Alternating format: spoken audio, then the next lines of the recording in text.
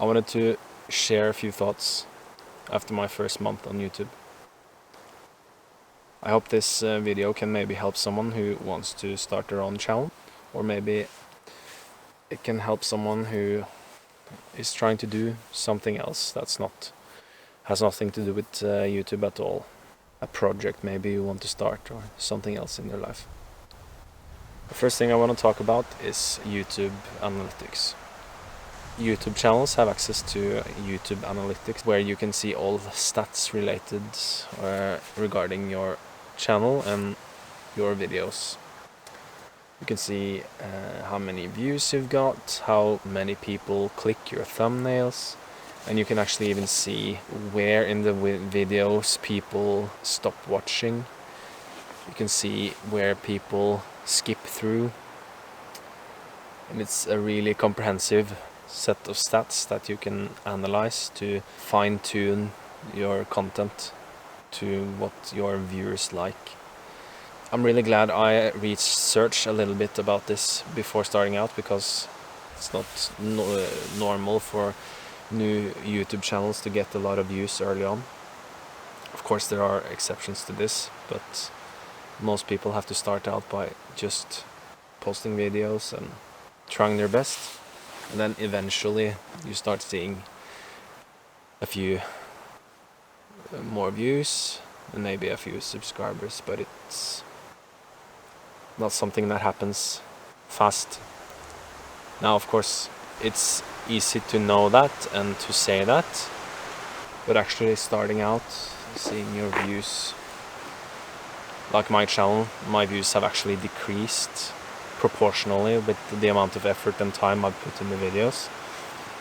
It can obviously be incredibly demoralizing, and I think that's one of the big reasons why a lot of people start a YouTube channel and then quit early on. And I think if you base your channel's continuing life on stats like views and amount of subscribers and likes, I think the channel is gonna have a short life. And there are actually channels on YouTube dedicated to helping people start their own YouTube channels. And I'm really glad I watched a few of those videos, because they give a really nice overview of what to expect, and it actually helped me a lot.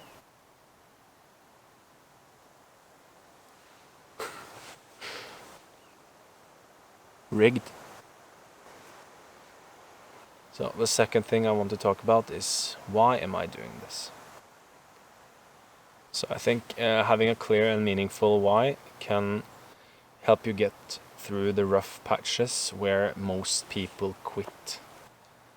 I've started a lot of projects before and I've quit. Suddenly the drive and motivation you have early on is diminished, and you are left feeling kind of empty because you have no proof of progress, so you have no motivation to keep going.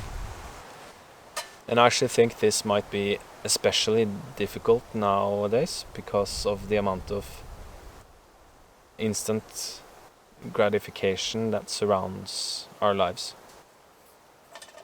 I don't have a clear reason why I'm doing this yet. I'm working on my reasons, and I actually have about 1 or 2 pages written with possible reasons why. But I haven't decided on the big reason. And maybe I won't, maybe it's fine to just have it as I have now. But I think I want to narrow it down to a few specific reasons that are really meaningful to me.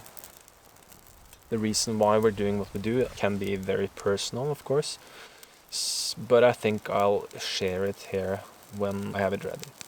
Now, having a clear why is really important, but it is even more important to just get started. So the third thing I want to talk about is just get started. I'm 30 years old now. I make music, I write songs, and I love the outdoors. Now, I've always had a feeling that I have something I want to share with people, but in my mind I've created an intricate system of reasons why I shouldn't. Fear of failure, fear of rejection, fear of feedback, and of course lots of self-deprecating thoughts. That's why it's so important to just get started. For some people, posting on YouTube and sharing like this might be like the easiest thing in the world, but I hope some people can relate to what I'm saying. Now, I'm not trying to say that starting a YouTube channel and having it going for a month is some kind of act of bravery or something special, but exposing yourself or taking a chance, like I feel I'm doing with this, is at least kind of a step to take. If I was going to wait for the perfect moment to start, I would never have started. I actually bought the main camera I'm using a year ago, and I tried to do some filming, but I stopped. Now, of course, I have posted things on Facebook and stuff like that, but not like this.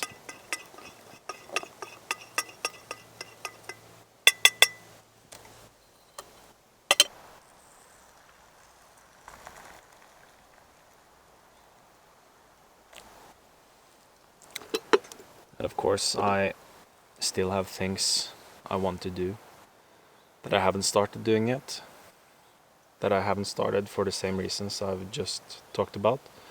So it's not like I've taken the step and now I'm done forever. I think it's something that you have to battle constantly. So if you have something you want to do, just get started. Just start doing it. Don't wait.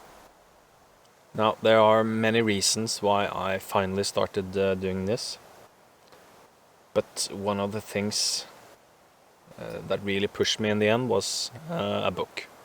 Point 4. Read this book. Now, I heard a lot of people recommend this book through podcasts and other sources, but I never got to reading it. Like so many other good advice I get. And that we get, of course, that we don't listen to. But I finally read the book, and the book I'm talking about is The War of Art by Steven Pressfield. Now, it's not like this is some great new discovery I've made. It's a really well-known book, and Steven Pressfield is obviously a really well-known author. And I'm sure most people know about this book already, but maybe the biggest takeaway for me from this book is what Steven Pressfield describes as resistance.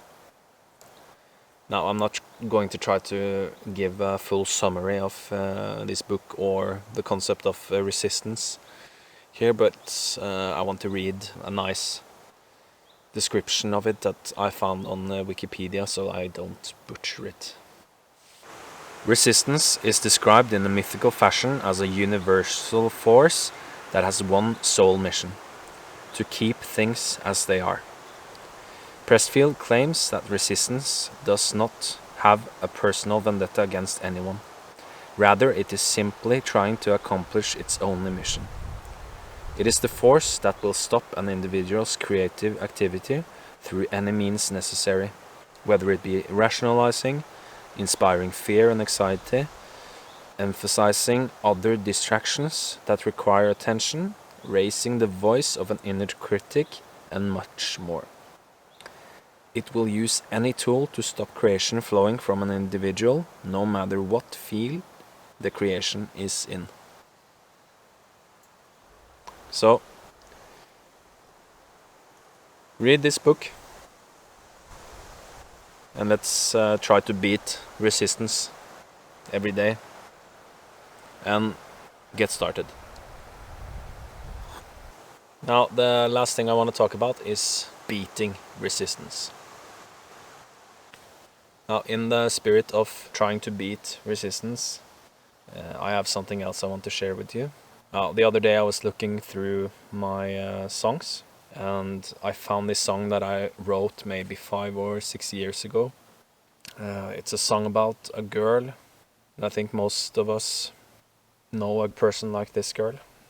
And if you want to hear this song, I'll post it in a separate video, and it'll play right after this. So I'll name this video Fireside Reflections Episode 1. Now, I obviously don't want to post only videos of me sitting by a creek talking to a camera. But maybe once in a while I'll post a video like this. So if my channel survives until episode 2 of Fireside Reflections, I hope to see you back then. And thanks for watching. Thanks for listening to what I had to say. Skål.